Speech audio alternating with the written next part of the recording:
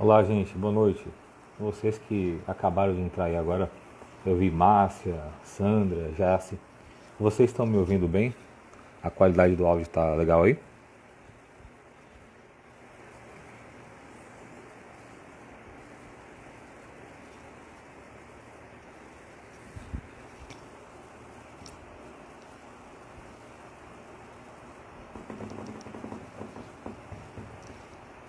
Estão conseguindo me ouvir bem aí, pessoal? Bom, legal. Obrigado, Márcia. Obrigado, Sandra. Obrigado, Jace. Josane também, muito obrigado. Obrigado a todos vocês que responderam aí, tá? Pessoal, eu gostaria de começar a nossa reflexão de hoje com a nossa prece, rogando a Deus e aos bons espíritos que nos acompanhem nesse momento de reflexão, que possamos servir de instrumento inspirativo para alcançarmos o que é necessário na reflexão para que a gente possa fazer uma ponte muito clara entre a mensagem que iremos refletir nessa noite e as possibilidades de viver isso na nossa prática durante o nosso dia a dia. Então, o tema de hoje, ele é um tema: o que podemos aprender com Jesus em nosso lar durante a pandemia, né? Ou o que podemos aprender com Jesus durante a pandemia. Se observarmos o comportamento de Jesus durante sua vida, ele não viveu expressamente uma pandemia, né, à sua época, mas viveu uma época difícil para a humanidade, e difícil em diversos aspectos. Eu costumo, às vezes, fazer o seguinte comentário: Jesus, ele veio à Terra num momento em que a humanidade, por exemplo, não tinha ainda o desenvolvimento tecnológico, vamos dizer assim, né, e de conforto ou de suprimento das necessidades como nós temos hoje em dia. E para a doutrina espírita, Jesus é um ser infinitamente superior à humanidade, obviamente, por isso que ele é o nosso mentor espiritual maior, ele é o nosso modelo, guia e exemplo, um filho de Deus, um irmão maior nosso. Provavelmente, por conta dessa própria evolução de Jesus, ele já estivesse acostumado com outra atmosfera de vida. E, no entanto, ele se fez homem, habitando um corpo de carne para conviver conosco. Então, provavelmente, o ambiente de existência do Cristo fora do planeta Terra, né, deveria ser algo muito mais confortável. Se compararmos hoje, né, você tem fome, você liga, até mesmo durante a pandemia, os serviços de delivery estão aí funcionando e as pessoas estão se arriscando também para manter alguns serviços funcionando. E a minha gratidão a todos vocês que estão colaborando dessa forma também. O pessoal que faz a coleta de lixo também, né? Imagine, todos os dias eles estão aí fazendo a coleta de lixo também, se arriscando, né? Também lidando com lixo que muitas vezes pode estar até mesmo contaminado. E a gente sabe como é feito o trabalho desse pessoal de coleta. Nem sempre eles usam equipamentos de proteção, nem sempre eles estão utilizando luvas ou máscaras. É facilmente observável isso. Amanhã você dá uma olhada no pessoal que está fazendo a coleta de lixo na sua rua e observe como é que eles estão vestidos. Então, o meu reconhecimento e a minha gratidão a cada um deles por esse esforço também. Se não fosse o trabalho deles, a nossa casa, a nossa residência, né, a nossa cidade estaria vivendo em pandemias, possivelmente, né, até surtos de doenças ainda maiores. Bom, mas com essa ideia, aonde eu quero chegar? Eu digo assim, porque a dificuldade que Jesus inicialmente poderia ter tido, né, se comparado ao conforto material ou espiritual da sua existência, comparado ao que havia na Terra, era muito discrepante. Não tinha água encanada, não tinha sistema de esgoto. Então imagine, você tem vontade de tomar banho, como é que faz? Né? Então tem uma série de circunstâncias e até mesmo históricas com relação a outras pandemias que houveram na Terra, em que as pessoas estavam não só em distanciamento social, né, mas elas estavam completamente isoladas mesmo. Né? Hoje, nós estamos em distanciamento social, mas não necessariamente em isolamento, porque nós temos um recurso fantástico, inclusive, né, que nessa guerra contra o coronavírus, ele não destruiu. O que é bastante comum em guerras ser os primeiros alvos a serem atacados, que são os sistemas de comunicação. Então, os nossos sistemas de comunicação são imunes a esse tipo de vírus. Então, nós podemos, até mesmo, olha só o que está acontecendo aqui agora, né? Nós estamos fazendo uma reflexão, tentando substituir aquele período que nós passamos dentro da casa espírita por esse momento aqui. Né? Obviamente, não é substituível, porque estar ali na casa espírita, né? Ter o contato presencial com as pessoas, né? A interação humana, ela é bastante significativa e muito mais reconfortante. Mas na falta disso, o que temos é isso. E poder ouvir e ver o outro de forma, até mesmo aqui, como essa, né? Ao vivo, é bastante reconfortante em muitos casos. A reflexão que fazemos, as discussões que podemos ter, tudo isso ajuda a quebrar um pouco dessa solidão ou desse distanciamento que estamos vivendo por hora. Então, nós podemos nos dedicar a uma série de atividades que, caso não tivéssemos os sistemas de comunicação que temos hoje, né, seriam situações muito mais difíceis. Né? Estaremos, além de distanciamento, estaremos também vivendo um isolamento muito maior. Então, gente, o que eu posso falar para vocês hoje a respeito de Jesus e o nosso lar? Jesus dentro da nossa casa, o que podemos aprender com ele? Tudo que Jesus ensinou foi para o nosso dia a dia. Né? Nenhum dos ensinos de Cristo, absolutamente nenhum deles, foi para viver em alguma situação exterior da vida, no sentido de externo. Né? Jesus não ensinou ritos, com exceção da Santa Ceia, né?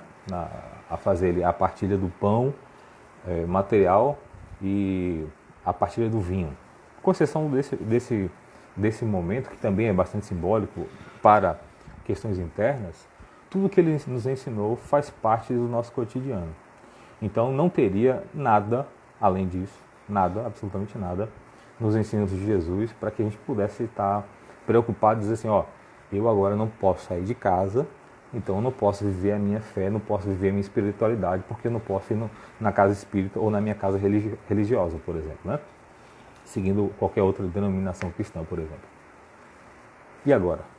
Mas mesmo assim, ainda existem cristãos que pela força do hábito ou pela necessidade até mesmo da interação social, sente falta disso, está um pouco entristecido, né, de não poder mais sair da sua casa para frequentar os seus templos religiosos.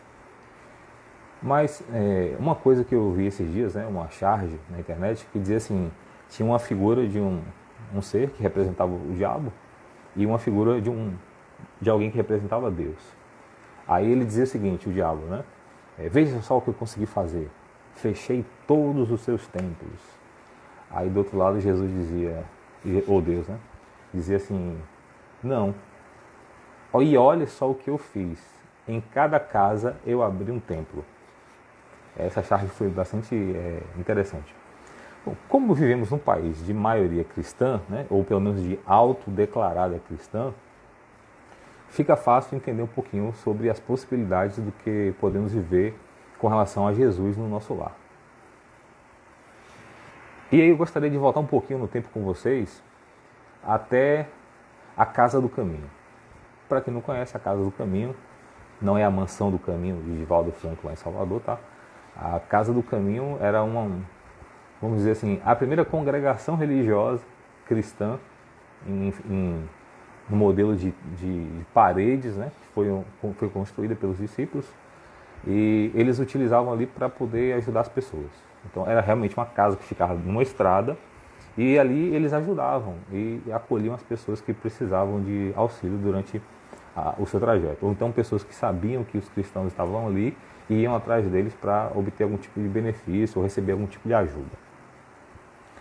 E além desse momento na Casa do Caminho, na época em que Jesus já começava a fazer as suas pregações públicas e fazer os seus ensinos, as pessoas que ouviam a Jesus, elas, em seus círculos sociais, ou dentro da sua casa, ou nas pequenas reuniões que eles faziam na época também, até mesmo os primeiros cristãos, eles se reuniam para discutir, olha só que interessante, se reuniam para discutir e fazer um paralelo entre aquilo que eles viviam até então, de acordo com a lei judaica, ou outro entendimento religioso da época deles, com os ensinos de Jesus. Então, eles, por exemplo, eles diziam assim, ó, as mulheres não podem sentar à mesa para comer com os homens. Mas Jesus sentou e conversava com elas. O homem não poderia conversar com a mulher sozinho. Jesus foi lá e conversou. Então, é só um dos exemplos, né, que eles pegavam das atitudes de Jesus e dos seus ensinamentos. E às vezes isso era motivo de escândalo entre eles. Né? Meu Deus, como pode isso? Esse homem está aí conversando com a mulher sozinho, não pode isso, né? Diante da lei de Moisés está errado. Mas muitos outros, e aí eu fico pensando também, né, quando Jesus atendia aos soldados romanos. Ou então quando Jesus chamou Mateus para ser um dos seus discípulos. Ou quando Jesus foi na casa de Zaqueu. Imagine então como não deveria ser o alvoroço causado nessa circunstância entre o que Jesus ensinava e o normal do acompanhamento, da vivência dos judeus naquela época. O que era comum, o que eles seguiam enquanto leis. Porque, como vocês já devem imaginar, naquela época não havia distinção entre aquilo que era lei de Estado e aquilo que era da religião. Havia uma única coisa, uma única ideia, que eram as leis de Moisés, e eles viviam a vida deles socialmente em função dessas leis. Só que aí, como também na própria lei já era esperado através das profecias, que viesse um Messias que viesse trazer uma outra mensagem, ou que viesse libertá-los novamente, né, do jugo romano. Só que Jesus vem ao seu tempo, né, cumprir com as profecias que prediziam a sua vinda, espalhar na terra a boa nova. Então você tem um cenário de Velho Testamento, de lei mosaica e uma série de cumprimentos de lei que Jesus o tempo todo questionava, sobretudo aquelas que não tinham razão de ser mais naquela altura da humanidade. Por exemplo, a questão do sábado, né? Que para os judeus o sábado teria que ficar ali reservado, você não podia fazer nenhuma outra atividade. E Jesus explicitamente foi lá no sábado e desenvolveu atividades. E aí chocava e teve vários conflitos com os doutores da lei da época em que dizia que Jesus não podia fazer aquilo ali. No entanto, ele disse a célebre frase, né? O homem foi feito para o sábado ou o sábado foi feito para o homem? E não só falou, como também exemplificou, fazendo curas, né? E uma série de outros ensinamentos do templo na sua época. Então, o povo naquela região, naquela época, fazia reflexões e discutia no seu dia a dia a respeito do que estava na lei antiga e com o ensinamento de Jesus. Bom, aí, aqueles que acreditavam que Jesus era o Messias, eles pensavam o seguinte, como Jesus veio trazer a Boa Nova, né, e a Boa Nova é um marco no desenvolvimento do cristianismo, vamos dizer assim, no desenvolvimento, vou arriscar usar o termo cristianismo. Tudo bem que a lei mosaica não é cristianismo, né, mas esse encadeamento, né, Abraão, Moisés, Cristo, faz parte de uma única linha. Pode ter as suas dissidências, obviamente tem. Pode ter uma lei mosaica que formou uma outra religião. Pode ter o cristianismo a partir de Jesus formando outras religiões. Mas ainda assim, vemos isso como uma única estrutura. E Jesus, quando diz, eu não vim derrogar a lei, mas cumpri-la, ou em outros exemplos, quando ele diz assim, que ouviste o que foi dito aos antigos. Eu, porém, vos digo. Então, assim, ele com a sua autoridade estava reescrevendo as leis humanas. Ou então estava nos dizendo quais eram as leis humanas, ou melhor dizendo, quais seriam as leis espirituais que ele estaria revelando à humanidade. E como deveria ser, dali em diante, o nosso comportamento diante da vida. Então, quando Jesus vem e diz assim, olho por olho, dente por dente, ouviste o que foi dito aos antigos. olho por olho, dente por dente, eu porém vos digo, né, não resistais ao mal, mas fazei o bem àqueles que vos querem mal, orai por aqueles que vos perseguem, para que sejais filhos do vosso Pai que está nos céus. Ele tá criando para nós um outro marco existencial na nossa trajetória enquanto espíritos. Porque Jesus não falou para um único povo, né? A mensagem dele continua ecoando no tempo e no espaço e nos chega até hoje. E continuará fazendo essa viagem, esse percurso espiritual, porque a mensagem de Jesus é uma lei que ele vem revelar à humanidade. Leis essas que ele, em comunhão com Deus, absorve e como um ser, ele vive. Ele compreende essas leis porque faz parte da existência do universo, da sua existência enquanto ser no universo. E nós, que ainda, apesar de não somente ignorantes de muitas dessas leis, né, somos rebeldes também em muitos casos, ou em outros simplesmente nos falta ainda o exercício da prática da lei.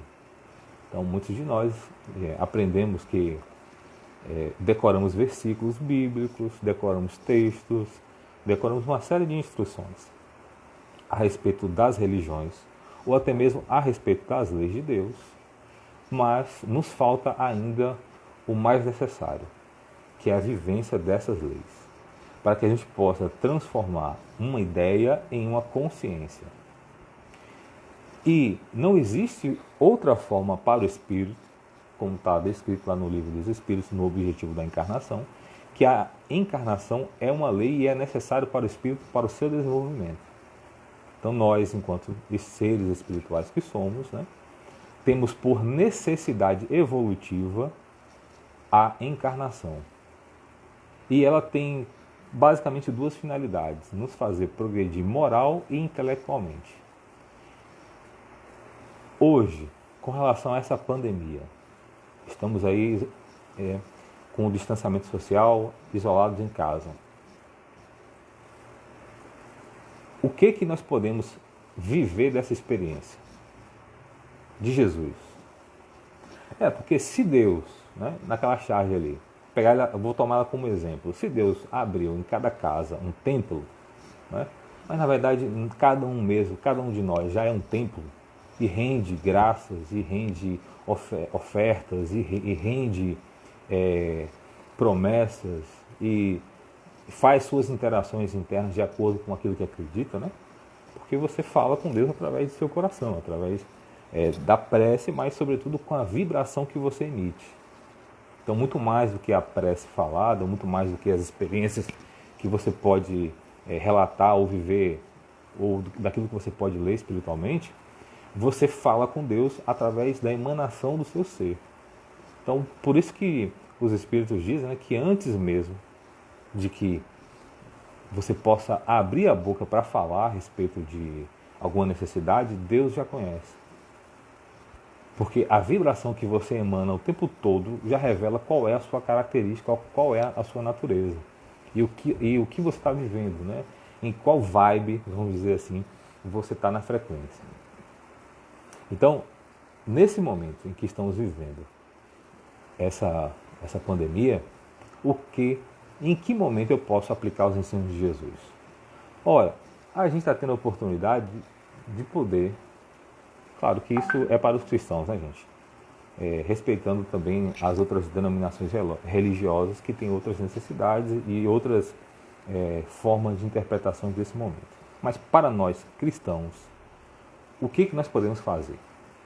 Aí algumas pessoas vão dizer, eu poderia acender uma vela em casa, eu poderia colocar algum incenso em algum lugar ali, eu podia fazer o evangelho no lar, eu podia fazer algum tipo de ritual. Não ofendendo a crença de ninguém, tá? Mas só colocando um outro ponto de vista a esse respeito. Quando você desencarnar, ou seja, quando chegar o tempo, o término da vida física aqui desse corpo, o que você leva daqui, nós já sabemos, né? É a vida que você levou. Então você sai daqui carregado de tudo aquilo que você acumulou de experiências, intelectual e moralmente. Bom, certo. Se eu sair daqui carregando essa coleção de experiências, intelecto e morais, Bom, eu sou cristão. Eu estudei, aprendi vários versículos, entendi a Bíblia, li a Bíblia do Gênesis ao Apocalipse, estudei as obras espíritas, li quase todos os livros de Chico, né? Assisti várias palestras, fiz palestras, dei passe, trabalhei na casa espírita, eu, eu trabalhei em setores da casa espírita, fiz sopa, fiz um monte de coisa. Né? Joia. Tudo isso é muito importante. Mas durante todas essas ações, o que ficou de você, da sua experiência transformadora, redentora?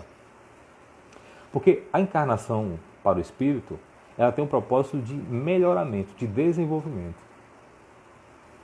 As lições evangélicas que nós aprendemos de forma teórica, elas são importantes porque é uma espécie de luz que você acende na sua consciência.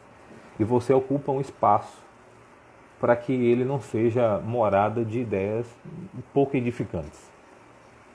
Mas a verdadeira transformação, ela acontece na vivência do conhecimento, ou seja, na experiência. E a primeira trincheira de batalha, vamos dizer assim, na nossa reforma íntima. Aliás, eu vou tirar essa ideia de trincheira, né? Porque fica parecendo uma guerra, e a ideia não é ter guerra, a ideia é criar uma harmonização entre nós e nós mesmos, né? E assim nós podemos viver em paz uns com os outros. A primeira área de atuação do espírito é dentro de casa, no seu lar. Primeiro com a sua experiência familiar, pai, mãe, irmãos e os parentes mais próximos que você pode conviver. Aí está seu primeiro desafio enquanto espírito encarnado. Consequentemente, à medida que você vai tendo interações sociais, escola, trabalho, relacionamentos, amigos e a vida que você segue rotineiramente, esse círculo de atuação seu vai aumentando. Então a sua área de experimentação da encarnação ela se amplia. E aí, como é que você vive isso?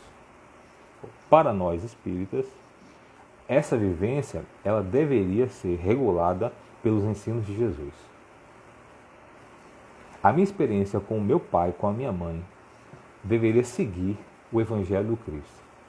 A minha experiência com os meus irmãos, de sangue, estou falando aqui, né? Não somente os irmãos no sentido geral, deveria seguir o roteiro do Evangelho. Mas nós só vamos acordar para essas verdades quando nós passarmos a vivenciá-las. E às vezes isso vem um pouco mais tarde na sua vida, depois de uma certa idade, depois de certas experiências, às vezes até mesmo à custa de muito sofrimento. Porque aí você vai se voltando para o Evangelho. Vai entendendo que ele não é um livro de cabeceira, que ele não é um livro, entre aspas, de autoajuda para coisas externas, né? Que Jesus não é uma caixinha ou um caixa eletrônico do qual você recorre a ele para obter ganhos materiais, né? E nem fazer promessas, nem barganhas, mas que ele é o caminho, a verdade e a vida. E que o seu comportamento no dia a dia, seguindo as suas orientações, é um roteiro de libertação, consequentemente, de maior felicidade e de aperfeiçoamento. Então, quando nós começamos a aprender essa experiência com o Cristo, é quando nós decidimos vivenciar. Mas para vivenciar isso, é preciso ser feito de forma consciente, né? Se conhecendo, entendendo as suas dificuldades. Eu gosto muito de citar um exemplo que aconteceu comigo. Durante muito tempo, eu não gostava de lavar louça. Confesso que hoje gosto um pouco só, não muito, mas eu tinha essa grande dificuldade de lidar com isso, lavar louça em casa. E dentro do meu machismo, eu achava mesmo que isso era um trabalho que a esposa que deveria cuidar no lar. Aí eu pensava bem isso, né? E apesar de ter visto o meu pai fazer isso a vida inteira, inclusive durante a vida inteira, lembrando de meu pai lavando a louça, eu não lembro uma vez que eu me ofereci para ajudar lavando a louça. Então tem essa lembrança que para mim é bastante significativa, porque eu via sempre ali, toda noite, naquele determinado horário, meu pai ia na louça, lavando, tá, todos os dias. Ele ligava o rádio dele, né? E ainda hoje ele continua fazendo isso, não tenho a menor dúvida disso. Mas eu cresci vendo ele fazendo isso. E não me recordo de até então eu ter uma única vez sequer oferecido ajuda a ele. Hoje, né, tendo a minha família, sendo uma pessoa casada e tendo que cuidar também das atividades no lar, de fazer as atividades domésticas, que eu também vi meu pai fazendo a vida inteira, né? Então deveria ter criado em mim uma forma de enxergar esses fenômenos de uma forma diferente, mas o meu machismo ainda era muito grande. Hoje está diminuído, mas, apesar de ainda existir, mas está diminuído. Então lavar louça era uma atividade que para mim era chato demais, eu não gostava de fazer. E um dia, eu chateado lavando a louça, e realmente muito chateado, pegando ali os pratos, lavando e tal. Aí escutei uma voz me dizer assim: você acha realmente que você está lavando essa louça? Aí eu parei assim: observe o que você está fazendo, observe as vibrações que você está emitindo, observe o seu sentimento, as suas emoções nesse momento. O que está sendo emanado de você, como um ser energético que você também é? Aí eu parei assim, aí veio a pergunta: você realmente está lavando a louça ou você está sujando a louça? Aí eu vi que eu estava sujando a louça. Sujando energeticamente. E imagine só, você com raiva, né, por estar fazendo aquela atividade ali, projeta toda essa energia num copo e deixa lá. Aí vem alguém, inadvertidamente, enche aquele copo d'água. As moléculas da água são extremamente sensíveis às vibrações. Isso cientificamente já está comprovado. A pessoa enche o copo d'água cercada daquela energia. O que vai acontecer? Uma fluidificação da água no sentido negativo, e a pessoa que for beber aquela água muito provavelmente poderá sofrer interferências dessa vibração que a gente colocou ali. Agora imagine você fazer isso quando vai lavar a louça e depois fazer a comida. Então toda a louça da casa fica suja. Você pode livrar ela das bactérias físicas, né? Mas pode também introjetar ali umas energias negativas que podem também, né? Não estou dizendo que isso é uma regra, tá? Mas isso me chamou a atenção no dia. Então eu parei e pensei, nossa. Né? Aí depois foi me vindo, né, algumas impressões da minha vida, algumas recordações de situações no lar, que depois que eu tive que passar pela experiência de ter que fazer, de ajudar em casa, dividir as tarefas do lar, eu vi o quanto essas atividades eram cansativas. E ao mesmo tempo que você termina de lavar uma louça, daqui a 10 minutos está cheio de novo. Você vai à casa de manhã, de tarde tem que varrer de novo. E deixar isso a cargo de uma única pessoa no lar, a mãe, a esposa, né, é extremamente injusto e completamente desassociado ou em desacordo com o Evangelho do Cristo. Porque lá tem um princípio, né? Amar o próximo como a ti mesmo. Não faça ao outro aquilo que você não gostaria que fosse feito com você.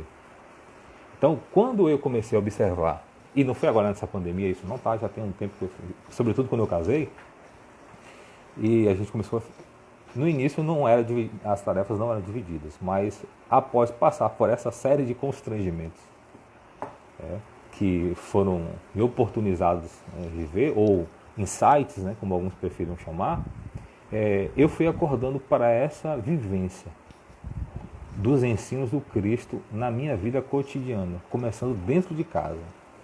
E isso foi se expandindo de tal forma que hoje eu tento o máximo possível, e é uma tentativa, porque eu ainda não reflito internamente o Evangelho do Cristo. Jesus veio para os doentes, eu sou um desses doentes, eu preciso desse ensino. Então, como eu ainda não reflito isso, eu ainda não me sinto aquele cristão, mas eu me considero uma pessoa que se esforça para viver os ensinos do Cristo, porque eu já entendi que eles são bons para a minha vida. Não só agora, mas para a minha eternidade. Ele faz parte de uma realidade que é eterna e que eu vou viver eternamente.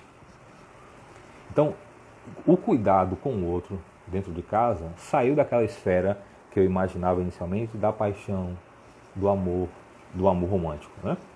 Saiu dessa esfera e eu passei a observar mais no sentido de dividir as coisas, porque fica um fardo menos pesado para as pessoas carregarem. E que não faz nenhum sentido alguém fazer as coisas do lar sozinho, por exemplo. Não faz o menor sentido. É uma tarefa, é um trabalho, precisa ser dividido por todos. Então, hoje, se eu pudesse voltar no tempo, mas como não é possível voltar no tempo, daqui em diante eu não deixo mais, em lugar nenhum, aonde eu for, onde eu estiver, alguém fazer as atividades do lar sozinho. Essa lição eu aprendi. Mas somente existe essa oportunidade de varrer uma casa, de cuidar dos filhos, de educar, de participar das tarefas das crianças, de aconselhar. Porque às vezes tem uns pais que dizem, não, essa área aí eu vou deixar com a mãe. Não, não existe. O filho é único. Ele não tem uma parte da mãe, uma parte do pai. O filho é único. Então, todas as obrigações devem ser compartilhadas, todas as responsabilidades devem ser compartilhadas.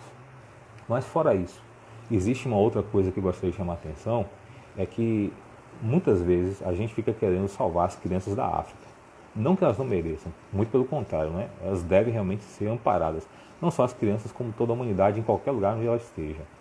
Mas o que eu queria chamar a atenção é que muitas vezes a gente fica preocupado com o outro que está lá longe, muito longe, e nós não damos a devida atenção àqueles que estão perto. Então, por exemplo, na rua em que você mora, você já parou para pensar que pode haver pessoas precisando até mesmo de uma conversa ou de um amparo material? Já observou se o seu vizinho, né, não está precisando também de algum tipo de ajuda, seja ela qual for? Não estou pedindo para você ir lá para a casa dele sem as devidas proteções nem nada, mas buscar os meios, né? Amar a Deus de todo o coração, de toda a vossa alma e com todos os vossos recursos.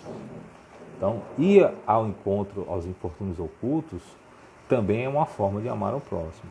E nesse momento onde tantas pessoas estão passando por diversas necessidades, na verdade, elas já passavam por isso o tempo todo, né? Pela rotina econômica do país, algumas coisas nos passavam despercebidas, mas todo mundo vive suas dificuldades no cenário econômico brasileiro atual. Mas existem inúmeras dificuldades e existem inúmeras possibilidades de atuação sua, em que você pode doar de você mesmo, o seu tempo, a sua inteligência, os seus recursos, um pouco da sua atividade profissional que possa ser dedicada ao próximo, sem a intenção de obter nada em troca disso. Então, vamos cuidar também daqueles que estão ao nosso redor. E, sobretudo, aqueles que estão dentro de casa, gente. Essa pandemia, essa necessidade desse isolamento que está nos deixando dentro de casa, né? Aqueles que podem realmente estar mais tempo dentro de casa, não é à toa. E tampouco acredito eu que seja um castigo divino, muito pelo contrário, isso faz parte da vida no planeta Terra e as suas interações entre os seres vivos que aqui existem. Não é a primeira pandemia, tampouco será a última. Mas, como nada acontece por acaso, na ordem geral do universo, aquilo que nós conhecemos como um mal é, na verdade, um bem na ordem geral das coisas, eu fico pensando e refletindo, né? Que belo exercício de laboratório nós temos agora. Que oportunidade que nós temos de conhecer melhor uns aos outros. Aí eu volto à reflexão, né? Você conhece qual é a cor favorita da sua esposa, do seu pai, da sua mãe, ou dos seus irmãos, dos seus filhos? Você sabe qual é a música que eles mais gostam? Qual é o tipo de comida? O que ele tem como sonho de vida? Ou você já parou para se perguntar qual é o seu sonho de vida que você tinha e que você ainda vai manter, porque isso vai passar e a nossa vida vai voltar à sua, entre aspas, rotineira forma de seguir. Ou talvez não, né? Deva sofrer algumas transformações. Mas os sonhos vão permanecer. Mas o que tem dentro de você guardado para você poder viver, enquanto você acha que não está vivendo, que está guardado em casa? Não está guardado em casa não, meus irmãos. Meus amigos, meus companheiros aqui de Jornada na Terra. Ninguém está guardado em casa, a gente só está vivendo em casa. E tendo uma excelente oportunidade de poder nos observarmos melhor, de ter tempo para aquelas coisas que nós dizíamos que não tínhamos tempo. Aí eu vi uma outra charge, né? Eu tenho pena dos homens que diziam em casa assim, ó, eu vou consertar isso quando eu tiver tempo. Quando tiver um tempinho eu conserto o chuveiro, quando tiver tempo eu desentupo a pia, quando tiver tempo eu conserto aquele telhado, aquela bica. Isso somente das coisas materiais, né? E quando você tiver tempo, você vai pedir perdão? Agora você tem tempo. Você pode sentar um pouquinho na cadeira da sua consciência, refletir um pouco sobre a forma como você conduziu sua vida até aqui, refletir a forma como você viveu com sua esposa, as suas ações para com ela, as suas ações para com seus filhos, para com seu marido, a forma como você tem agido com seus irmãos, com seus pais, com seus amigos, até que ponto você tem sido companheiro das pessoas, até que ponto você tem colaborado para a vida das pessoas, até que ponto você tem colaborado como cristão para fazer da vida o reino de Deus. Qual é a sua cota de contribuição para Deus? Porque esse cristianismo, em que a gente entra numa casa religiosa, senta, fecha os olhos, abre as mãos, espera bênçãos, isso é para o início, quando você chega no cristianismo. Depois que você bebe sua água, que você come o seu pão, que você enxuga um pouco as suas lágrimas, você se levanta e vai trabalhar. E o trabalho do cristão é na seara do dia a dia, começa dentro de casa, é no lar, é no trato com os seus no lar, que demonstram claramente aquilo que você está sendo. Muitas vezes somos amigos, companheiros, pessoas legais e bacanas na rua para com o próximo, e verdadeiros tiranos dentro de casa, até mesmo dentro do cristianismo, tanto faz qual segmento religioso ele seja. Somos pacientes, abrimos um sorriso enorme para o desconhecido, mas levantamos, reclamamos do café, reclamamos da vida, reclamamos do outro, saímos de casa brigados, às vezes não voltamos, chegamos em casa, sentamos à mesa, não nos importamos com o trabalho que o outro teve de fazer a comida, seja lá quem foi que fez, mas lembrar que ali tem o esforço individual de uma pessoa para poder servir para você o alimento. Lembrar que esse alimento foi plantado lá atrás por alguém que cuidou da lavoura, que fez todo o processo. Teve alguém que carregou um saco de feijão nas costas, colocou em cima de um caminhão, um caminhoneiro que dirigiu estradas Brasil afora, alguém que pegou aquilo ali, colocou no supermercado, enfim. Uma série de circunstâncias e acontecimentos para que aquele trabalho coletivo chegasse na sua mesa. E a gente não lembra sequer de agradecer. Então, é o nosso lar, o nosso verdadeiro templo. E digo ainda mais, é dentro do seu coração o seu verdadeiro templo. E o seu objeto de transformação, a sua pedra filosofal, vamos dizer assim, é o seu próprio coração, é a sua mente, a sua consciência se transformando ao longo do tempo. E fórmula mais extraordinária ainda não foi inventada na Terra do que a boa nova que o Cristo Jesus veio nos trazer. Então, que possamos refletir e viver de forma consciente, intencionalmente mesmo, a sua mensagem, para que ela possa ser um marco transformador em nossas vidas. E que esse marco transformador possa nos trazer felicidade. Ou pelo menos a consciência de estarmos no caminho, na verdade e com a vida que Jesus veio nos trazer. Então, não é indo para uma casa religiosa, não é só indo para a casa religiosa que nós vivemos e podemos viver a experiência com Jesus. Efetivamente, vivemos Jesus aqui, ó, com as nossas mãos no dia a dia, com o nosso intelecto, com a nossa forma de ver o outro, com as palavras que dizemos ao outro. Ou seja, com tudo aquilo que edificamos, com tudo aquilo que construímos para o bem em nós e para o bem de forma coletiva. Então, não se engane. Tá? Jesus não é um acontecimento para a Páscoa. Jesus não é um acontecimento para ser vivido no Natal. Os ensinos de Jesus são uma realidade para todos nós que somos espíritos imortais. Ele não veio trazer uma mensagem para um povo específico. Ele fala para você, ele fala para mim, que somos espíritos imortais e que iremos viver sobre essas leis por toda a eternidade. Mas, a fim de que não possamos viver de forma aleatória, inconsciente e, às vezes, sofrendo penalidades diante dessa lei, por uma circunstância de causa e efeito, e não por determinismo ou não por castigo divino, mas por uma consequência natural nossa. E aí eu gostaria de chamar a atenção para um outro detalhe, que é o seguinte. Historicamente, a humanidade viveu diversas pandemias e circunstâncias difíceis. Não é a primeira, não será a última. Aí eu pergunto a vocês, de quantas doenças vocês já desencarnaram ao longo da vida de vocês? Ao longo da vida espiritual de vocês? Quantas vezes? Inúmeras vezes.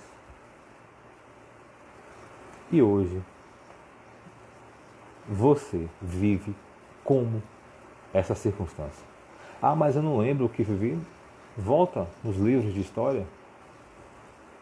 Volta lá, observa como a humanidade enfrentou essas calamidades e o que ela se tornou depois dessas calamidades. Tem uma frase que eu gostaria de falar aqui agora, um pensamento que eu queria dividir com vocês, para que a gente possa encerrar esse momento, que é o seguinte. Vocês que frequentaram um banco de escola, vocês já observaram uma coisa. Existe o momento da aula, não existe? Em que muitas das vezes ficam lá conversando, brincando, alguns prestam atenção, enfim, né? Tem uma diversidade enorme de situações dentro da sala de aula, mas o conhecimento está lá sendo transmitido. Né? E aí, chega o dia da prova, chega o dia da avaliação. Só que no dia da aula você interage com o professor, você conversa, você pergunta, você tira dúvida, né? Mas no dia da prova, o professor fica como? Ele fica tirando dúvidas ali, fica conversando com você? Normalmente não é essa a postura do professor, né? O professor fica em silêncio. Então, essa agora é a hora da nossa prova. E quando eu falo silêncio aqui, eu estou me referindo assim, você está agora encerrado dentro da sua casa, sem tantas interferências exteriores. Então agora é você e sua prova. É você e o seu testemunho. O que é que você vai relatar na sua prova quando lá estiver falando sobre a relação sua com os seus familiares? A relação sua com a vivência do Evangelho. Você vai colocar o quê? Que resposta você vai dar? Bom, aí não é uma resposta teórica. Aí você vai ter que colocar lá, eu vivi isso, isso e isso. Eu fiz isso, isso e isso. Então, essa é a prova, senhoras e senhores. Qual vai ser a sua resposta? Cabe a você e sua consciência agora. Repensar, pensar, criar estratégias, fazer o esforço. Sem esforço, nós não crescemos. Sem esforço, nós não saímos da zona de conforto. Tá? E sem fazer algo planejado e com boa vontade, pelo menos com boa vontade no coração, dificilmente nós podemos alcançar bons resultados. Então, a reflexão em torno do Evangelho é importante porque ela pode ajudar a guiar suas ações.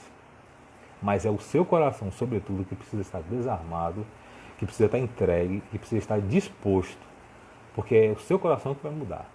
Porque quando o Evangelho entra na sua mente, ótimo, ele entrou na sua mente. O seu nível de compreensão aumenta, mas não quando você consegue somente fazer interpretações de textos, mas quando você consegue discernir no seu coração, nos seus sentimentos, as diferentes interpretações e a profundidade que o Evangelho pode alcançar na sua vida. Você só faz isso, você só consegue enxergar que está sujando uma louça ao invés de lavando ela. Você só consegue enxergar seu pai lavando a louça a vida inteira e você não ajudando.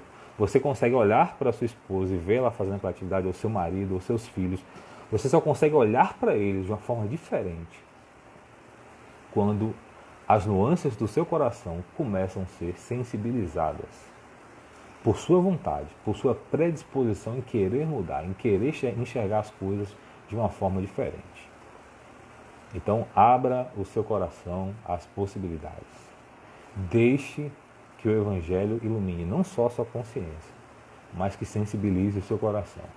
E aí a transformação que você quer chegar, ao estado de paz, de plenitude, né? O reino de Deus que você quer alcançar, o status de cristão que você quer ostentar, eles virão como uma consequência natural de tudo isso. Tá? Agradeço a cada um de vocês que ficou conosco até esse momento, que nos escutou, as reflexões.